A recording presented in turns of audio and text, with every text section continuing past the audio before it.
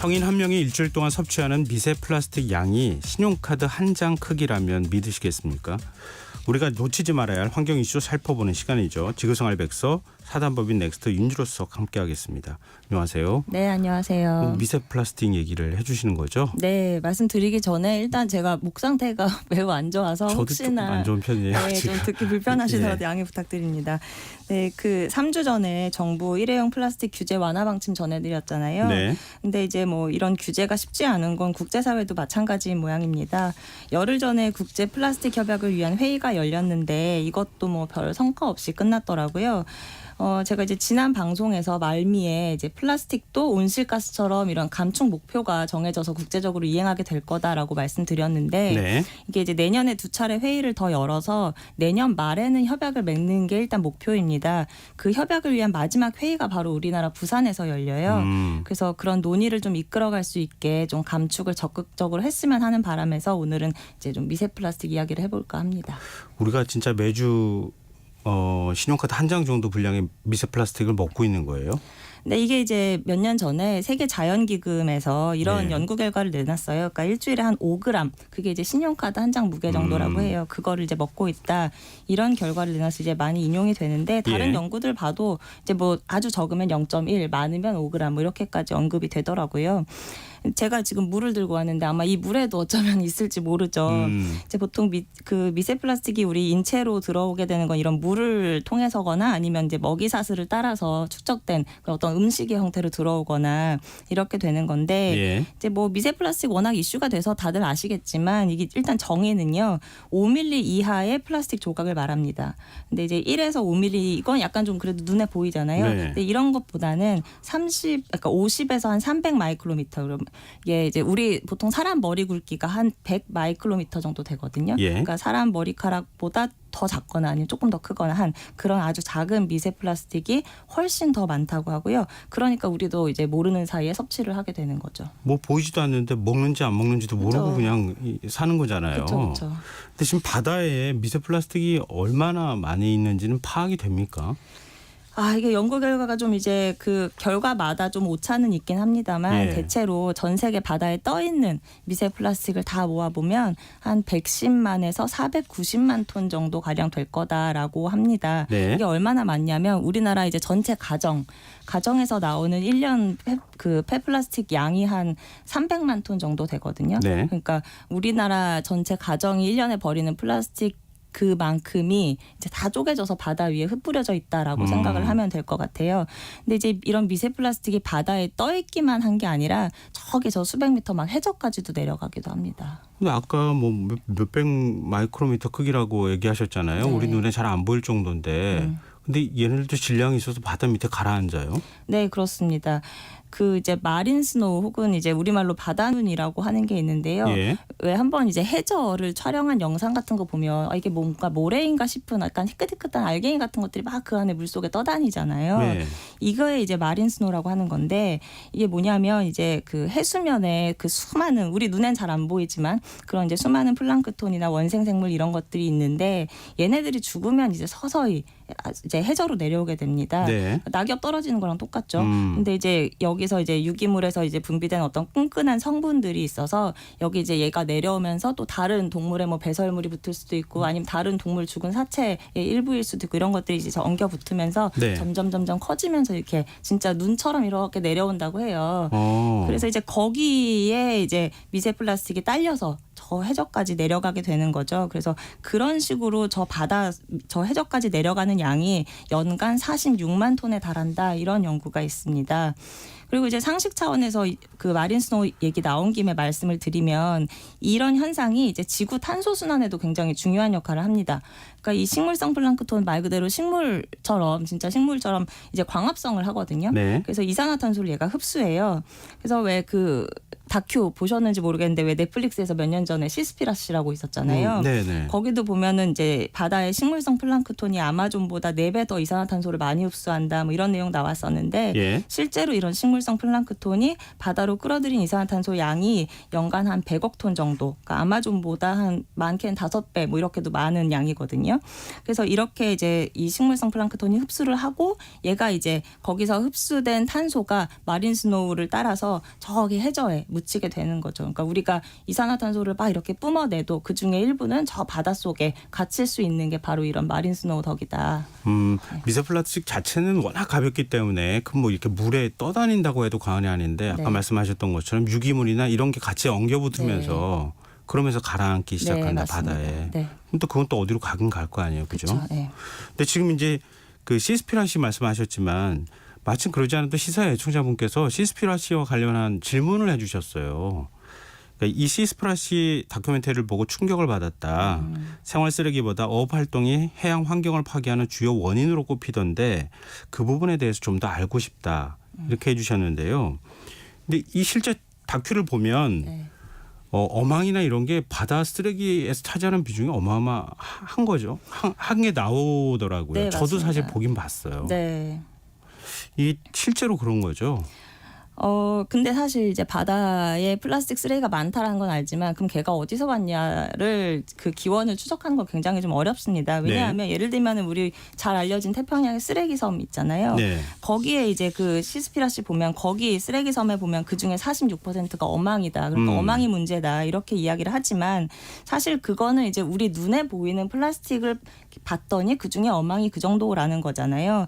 근데 이제 어망 같은 경우 굉장히 질긴 소재로 만들기 때문에 네. 사실 이제 미세 플라스틱까지 완전히 형태가 없어질 때까지는 굉장히 오랜 시간이 걸리고 대신에 이제 뭐 비닐봉지라든가 뭐 빨대라든가 이런 것들은 금방 또 분해가 돼서 사실 많이 버려졌어도 이미 미세 플라스틱이 돼서 우리 눈에 안 보일 수도 있는 거거든요. 네.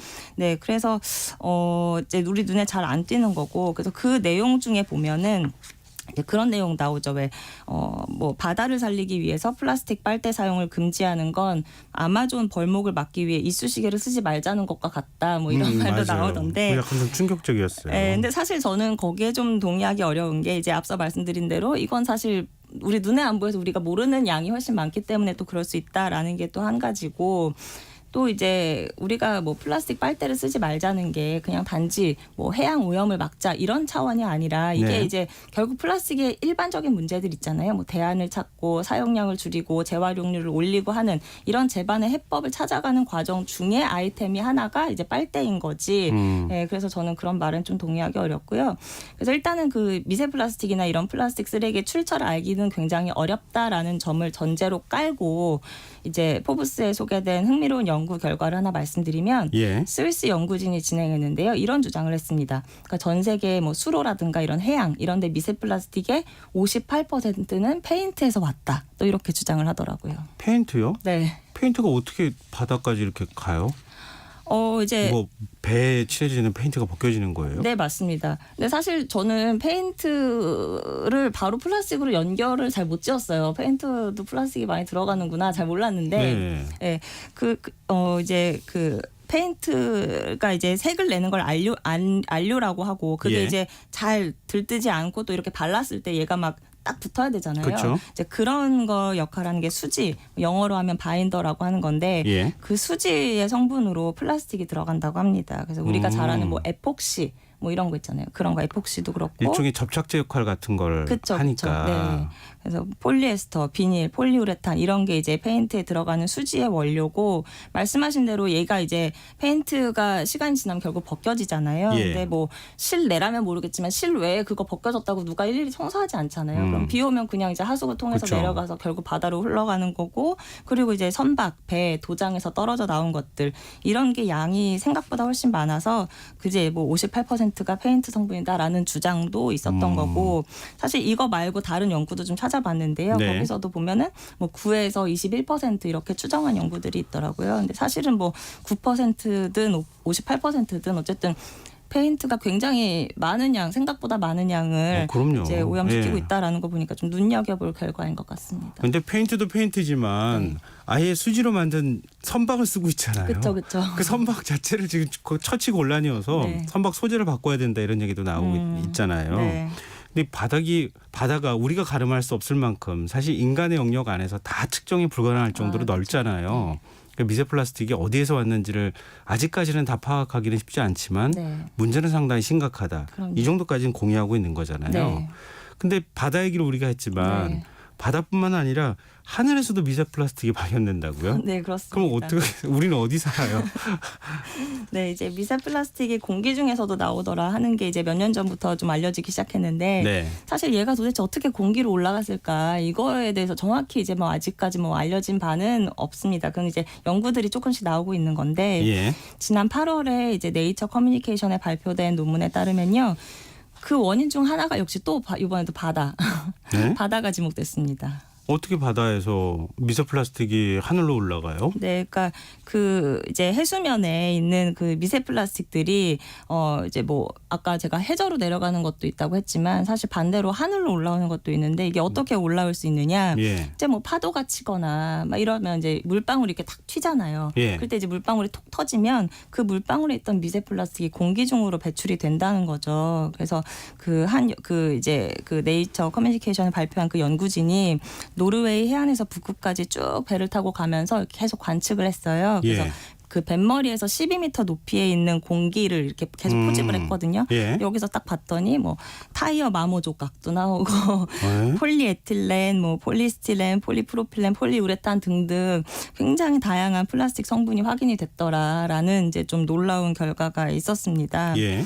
또 지난달에 미국 연구진이 발표한 내용도 있는데요. 여기서는 이제 해양에서 바다에서 대기로 배출되는 미세 플라스틱 양이 연간 한 10만 톤 정도 된다. 뭐 이런 내용도 있었습니다. 예. 근데 사실 이렇게 바다에서 뭔가 하늘로 가는 게 완전히 새로운 내용은 아니에요. 뭐냐면 이제 원래 바다 표면에서 이렇게 물방울이 막 터지거나 할 때 네. 그럴 때 그 바닷물에 있는 염분, 소금기 있잖아요. 네. 걔네들이 대기 중에 나가요. 그래서 걔네들이 결국 올라가서 이런 구름을 만드는 구름 씨앗도 되고 하는 거거든요. 예. 그러니까 결국 뭐 미세 플라스틱도 이런 식으로 대기로 이제 올라가게 되는 거죠.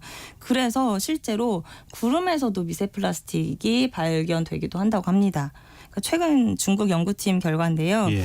중국 동부에 있는 한 산 정상에서 구름 샘플을 이렇게 채취했대요. 그래서 딱 봤더니 여기서도 역시 되게 다양한 성분의 미세 플라스틱이 나왔고 특히 이제 고도가 낮은 구름일수록 더 많은 플라스틱이 포함돼 있었다고 합니다. 그러니까 참 오늘 말씀드리면서 좀 섬뜩하지 않나요? 그러니까 아니 그러니까요. 네, 우리가 뭐 플라스틱 발명된 게 한 100년 남짓 되고 네. 이렇게 우리가 막 일상에서 이렇게까지 많이 쓴 게 이제 1950년대 이후이면은 한 70년밖에 안 된 건데 그 사이에 막 하늘, 땅, 바다 여기를 다 점령하듯이 미세먼지가 있다라는 사실이 전 좀 약간 섬뜩하게 느껴지더라고요. 아니 그럼 우리는 어떻게 하면 좋습니까? 네.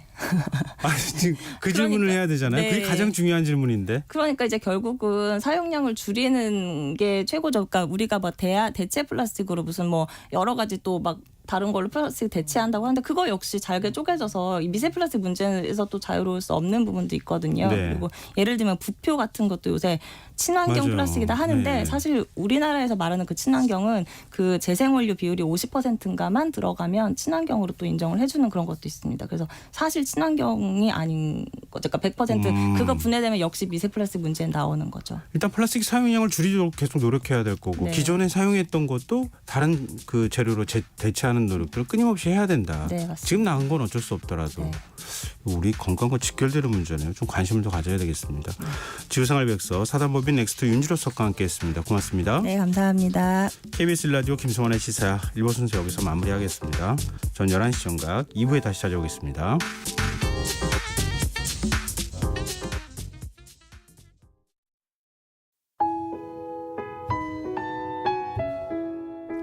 청취자 여러분, 위기가정을 찾아주세요.